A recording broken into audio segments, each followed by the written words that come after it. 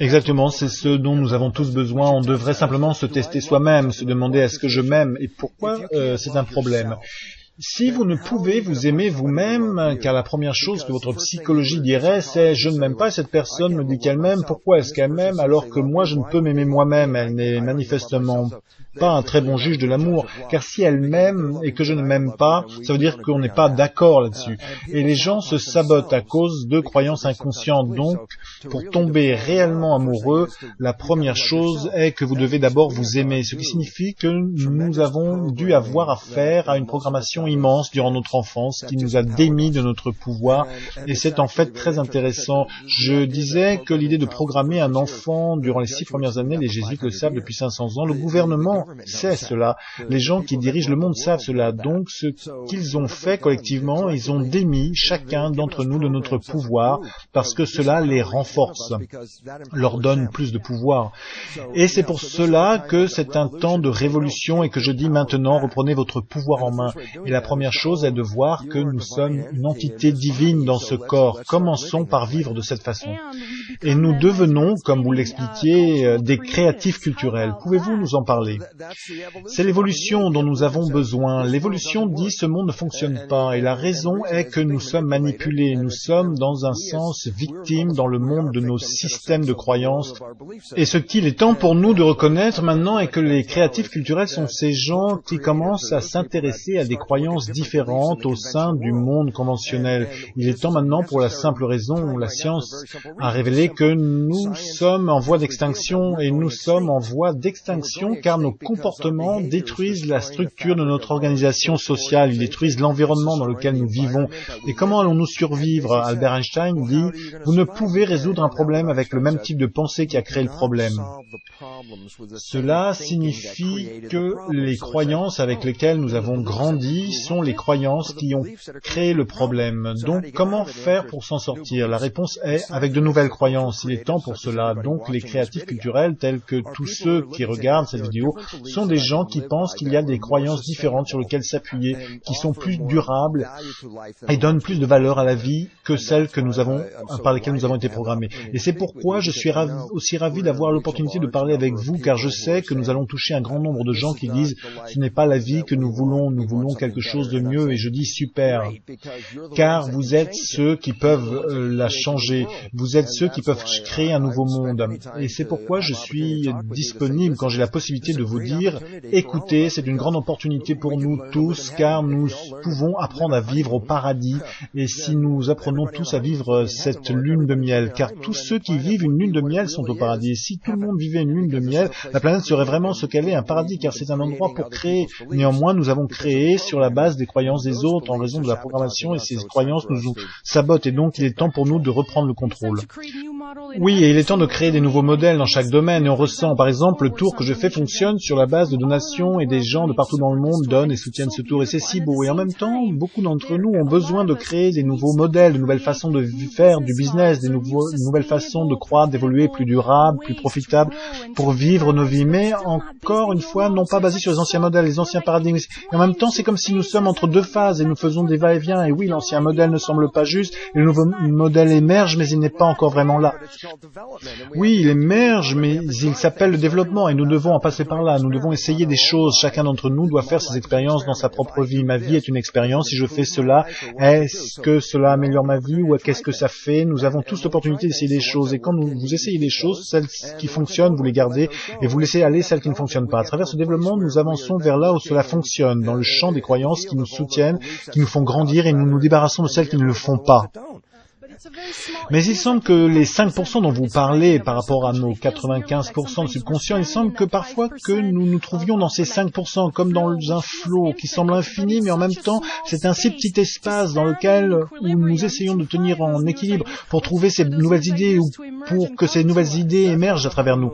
C'est pourquoi la lune de miel ne dure pas pour beaucoup de monde très longtemps. Elle dure plus longtemps si je peux garder mon attention consciente non pas 5% du temps, mais 100% du temps. Mais c'est très difficile de garder notre esprit conscient 100% du temps, car nous pensons, et dès que vous pensez, cela signifie que votre esprit conscient est maintenant déconnecté. Le problème est que s'il est en train de penser, il ne prête pas attention, et c'est là que par défaut, la programmation subconsciente prend le relais. Et par défaut, on recommence à se comporter de façon à se saboter, parce que notre programmation subconsciente vient avant tous les autres. Donc oui, développez ces 5%. Plus vous augmentez ce pourcentage, plus vous avez de pouvoir. Et plus vous avez de pouvoir, plus vous avez la possibilité de manifester le paradis sur Terre. Et j'ai expérimenté cela depuis un certain nombre d'années, car j'ai dû changer mon ancien conditionnement. Et maintenant, alors que cela semble d'un point de vue s'assombrir sur la planète, n'importe où je me trouve, comme en ce moment, c'est le paradis sur Terre. Et donc, j'ai réalisé que vous pouvez être ici à vivre le paradis sur Terre au milieu de toute cette folie autour de vous, car si vous contrôlez votre conscience, vous contrôlez votre réalité, et c'est là que se trouve tout le message. C'est merveilleux. J'ai une dernière petite question. J'aime bien le fait que vous ayez une boucle d'oreille. J'en ai 3 en fait. Parlez-nous-en. Chacun d'entre elles représente un moment important de ma vie. La première, je me souviens, j'enseignais à l'université, j'ai été titularisé, ce qui est, vous savez, le fait de passer un haut niveau d'avancement à l'université. Le jour où j'ai été titularisé, je suis sorti et j'ai mis une boucle d'oreille. Et c'était amusant, car quand je suis revenu le lendemain à l'école et tous mes collègues ont remarqué la boucle d'oreille, et ont commencé à secouer la tête, pensant peut-être que c'était une erreur de le titulariser. Mais pour moi, c'était comme une borne pour marquer le fait de passer une étape. Et j'en ai mis une quand j'ai divorcé, car je me disais, je ne vivais pas ma vie de façon juste et maintenant j'arrête, cela, je change. Alors j'en ai mis une autre. Elles surviennent comme ça pour moi, occasionnellement. C'est un peu comme des petits marqueurs sur un calendrier. Est-ce que vous croyez à cette fin de cycle, comme le dit le calendrier Maya et le Dr Kalman, qui parle du 28 octobre de cette année comme étant un jour crucial? Que pensez-vous de cela? Nous devons reconnaître que quand une date est donnée, comme ça, les gens pensent que c'est la date exacte, le moment exact. Non, c'est le point au milieu de ce qu'on appelle une courbe de probabilité. En science, on parle de la forme d'une cloche à propos d'une courbe de probabilité, car ça ressemble à une cloche comme ça. Et vous mettez la date au milieu, mais la date réelle peut aussi être le jour d'avant ou après cette date. Ça dépend de la forme de la cloche. Donc nous avons une date, disons le 28 octobre. Cela ne veut pas dire qu'il y aura quelque chose de spécial qui se passera le 28 octobre. Cela veut plutôt dire que nous nous préparons à quelque chose de spécial. Et ça peut être très bientôt. C'est pourquoi la révolution dont nous parlons n'est pas quelque chose qui arrivera dans des années. Nous parlons plutôt en termes de mois, dans 1 an ou 2, tout au plus. Tout ce monde est en train de vivre cette évolution. Et c'est connecté à cela. Mais il y a tellement d'autres facteurs qui sous-tendent ce changement. Ce n'est pas juste une chose indiquée par le calendrier Maya qui provoque ce changement.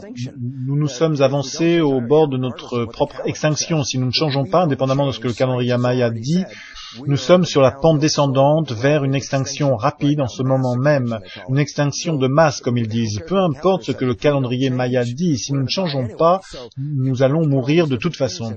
Mais vous regardez les choses, les différentes choses, toutes les crises, il y a une crise économique, une crise du pétrole, du carburant, la crise du changement climatique, et vous regardez toutes ces crises ensemble et vous vous dites « Waouh, il se passe tellement de choses ». Mais vous pouvez observer toutes les crises individuelles comme ça. Ça, c'est un arbre, ça, c'est un arbre, ça, c'est un arbre, un autre arbre. Mais si vous prenez suffisamment de recul, vous découvrez que les arbres ne sont pas des entités séparées. Ils font tous partie de quelque chose de plus grand qu'on appelle la forêt. La forêt à laquelle nous avons affaire est l'évolution. Toutes les différentes crises, incluant le calendrier Maya, sont les arbres individuels dans la grande forêt de l'évolution. Donc, ce n'est pas juste à travers une seule chose que nous vivons cette évolution. Toutes les sciences venant de toutes parts nous disent que si nous ne faisons pas ce changement, tout va s'effondrer. Et ce n'est pas la première fois qu'une civilisation en arrive là. Il y a cette chose appelée l'Atlantide. C'était une société avancée et qui, boum, a disparu. Et nous sommes une société avancée et nous pouvons disparaître aussi facilement et aussi rapidement que l'Atlantide a disparu.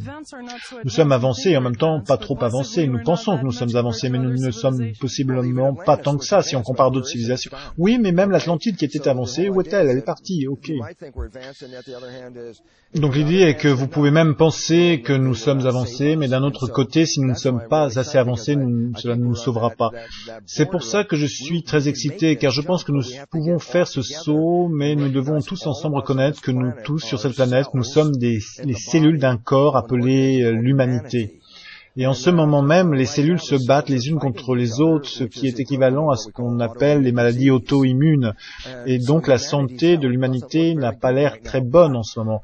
Mais nous sommes dans cette révolution où les gens reprennent la main sur leur pouvoir et les gouvernements s'écroulent et les gens détruisent les frontières qui les ont maintenus comme des entités séparées. Et pour moi, c'est super de voir des jeunes, tous ces jeunes, parce que je voyage à travers les mondes et quand je montre les photos des jeunes à qui je suis, vous ne pouvez pas savoir si c'était en Californie ou en Russie. Est-ce que c'était en Thaïlande ou aux États-Unis?